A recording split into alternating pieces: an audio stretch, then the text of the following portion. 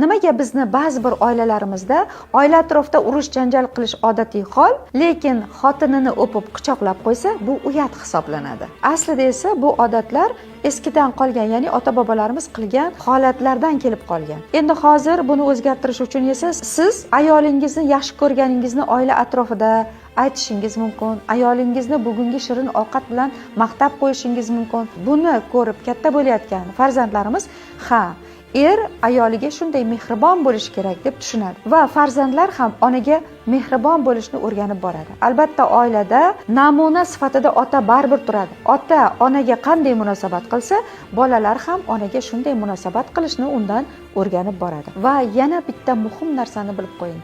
Agar ota o'zini ayoliga mehribon bo'lsa, ertaga turmushga chiqqan qizni ham turmush o'rtog'i shunchalik mehribon bo'ladi, chunki bolalar ham ongiga bu narsani sindirib oladi.